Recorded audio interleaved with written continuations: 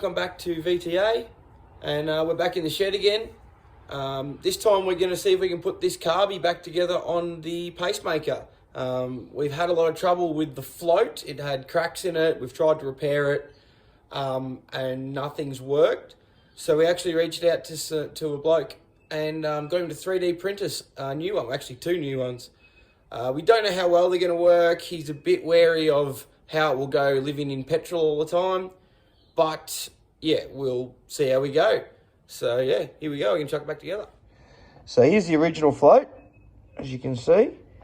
And here is the one one of the ones he's printed us.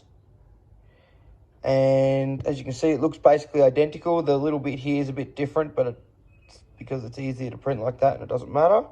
And then this one here, we've actually coated with nail polish because they think this might end up a bit porous, which means obviously eventually the float will sink. Once again, they haven't done it before, so we're going to test it out. So here we're going to throw the Carby back together. It's pretty simple. You've got your needle, goes in that one, float sits on there, pushes up on the needle to close it, and then the bowl goes back on the bottom with a nut on the bottom, and there's a few things to put it back together with the linkage. So, and we tried the nail polish because we were told, we reached out to some vintage engines people that built floats. A lot of early engines had cork floats in them, and apparently people make new cork floats and then seal it with nail polish. So I figured that if we got a printed float and we sealed it with nail polish, we're doing something similar to what they do with the cork floats. So it's just an experiment and a theory at the moment, and we'll see how it works. Hopefully it gets us out of trouble. If it does, it's actually a new option to make new floats for all sorts of things. So. Yeah, absolutely. These are, I'm not going to say much cheaper than new floats, but when there isn't an option, like as far as I know, no one makes these. I think someone in the States makes them, but like very low quantities, and you'd have to special order it and whatnot. This one, we spoke to the bloke, he drew us up a pattern and he put us in, he printed it when he had time, and it took a week and a half, I think, to get it. So we're really happy with that. And yeah, if it's easier to do that, it's really no more expensive than making a new brass float. So we're going to give it a go. So we got the Carby reassembled. Obviously the float's in there. I'm going to open the drain tap if I can. Opening the drain tap so that once we turn the fuel on, Dad's putting some fuel in. Once we turn the fuel on, fuel should run out of there, then we'll close it. Should fill the bowl and not overflow. Before, if it overflowed, it was coming sort of leaking out of everywhere. So yeah, we'll and then we'll give it a go at starting it. I can't even remember if we've screwed up with the main jet or what, but we'll figure that out. Very good. So here we are. It's coming out the drain as it should. So that means the float is moving down far enough that the needle and seat can open like it should. So that's good. Now we're going to see if it's going to overflow. And if it overflows, that kind of means that we've got the seat isn't closing properly. It does look like it's getting a bit of moisture coming out around the Carby there. Around the bowl, I should say. But it's not super overflowing. Maybe we start it and see what happens. I don't know. This is all an experiment. I'm going to see. So it's there. That's one. Okay, it's open a little more than one turn, which I think is going to be ballpark of where it should be. Let's make sure it's out of gear so we don't run ourselves over. Yep, we're good out of gear. We need probably a little more throttle. Alright, we're a little more throttle. We've checked the oil. We've actually got water in it. We're going to start and see how it goes anyway. Yeah, everything should be happy. Here's our choke.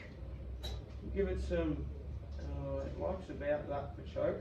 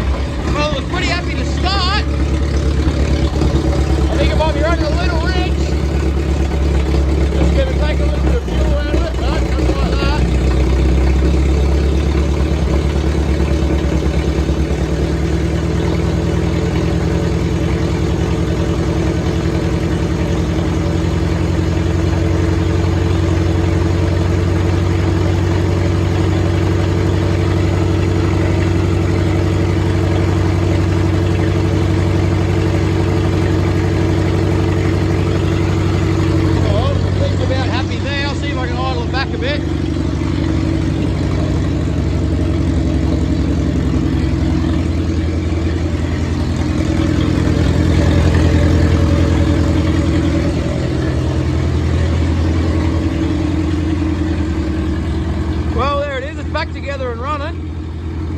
So can't complain about that at all. It started, I think it was second pull, might have been third pull. And yeah, absolutely running as good as it ever has. It doesn't really idle down as much as we'd like. There's a bit of rust, the butterfly's a bit corroded, and I think it left a bit of my jam pass. But it runs sweet as a nut, so I'm not too concerned about that. No, I'm really happy with it. Okay, so we just heard it run. I'm really stoked about that. It ran beautifully. Really, with the float, I think time's going to tell. If it dissolves or deteriorates or something in the fuel, obviously that'll happen over time. But right now, it seems to be running great. So what we're going to do now is I put together a carburetor for a friend. A Magneto, not a carburetor. Magneto for a friend, which is the same as this one. And it's for, I'm not sure where he's going to put it on. It could be a pacemaker or a 25 or something. But I didn't want to send it back to him until I knew it worked. So we're going to rip this one off and put the other one on. So we're just going to have a look, make sure we know where the plug leads go, and then we'll pull it all apart. So what I've done here, this is the Magneto I took off the tractor. I just got it sitting there. And here's the Magneto I'm going to throw on to test. So what we've done, we've lined up the front drives, which is that's all part of the impulse, but that's how it drives. And then at the back here, you can see in this little window, which I don't know if it's going to focus, there is an arrow. That one's basically pointing straight down. This one's even harder to see. But there is an arrow in there and it's pointing the same way. So we've got all that lined up. So now we're going to just fit it up, put the leads back on. So essentially the timing should be spot on. Sorry, the camera's gone a bit blurry here. See if I can get it to focus. There we go. And so we'll bolt it straight on. As you can see, that's the drive there. And hopefully the timing will be all spot on and it'll run. As I said, I had that Magneto completely apart and I'm no professional when it comes to Magnetos, so we'll see how we go. Okay, so we've fitted the other Magneto, which is good. So we're now going to try and run it again. As I said, I've never actually tested this Magneto since it went back together. So that's going to turn the fuel on. Hopefully we don't need choke as it's hot already. But I'm not sure what's going to happen here. See what it wants to do.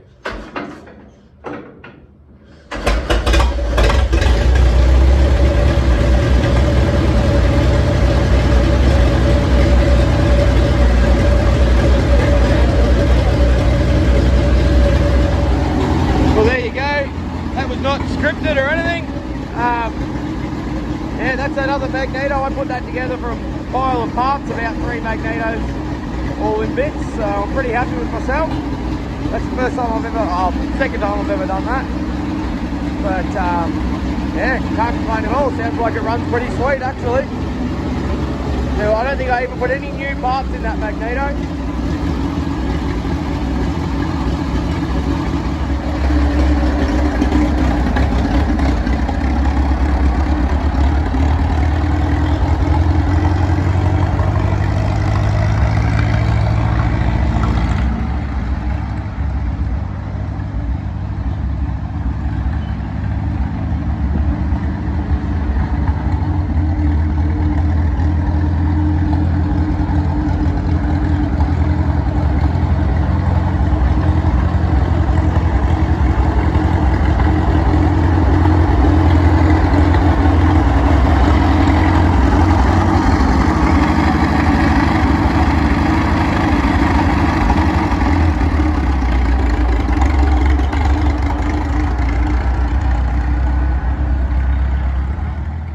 Well, there we have it.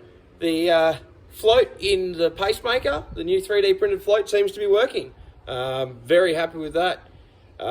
We just put it back to how it was as far as we put our Magneto back on it. So I can now box that one up and send it to me mate up in Queensland. But yeah, really happy. I actually made a big stuff up when I did the put my arm back on, and of course I put it on 180 out. So it backfired and flooded and fought me. But once I got it clear, once I got the timing right and cleared it out, I was happy again. So I just had it running again. All seems well. Now we just got to see how this float lasts, and we've got another one there, so we'll probably give it a bit more running and maybe drive it a bit, and then pull the float out and inspect it, and go from there. All right, thanks guys. Like, subscribe, and we'll see you next time.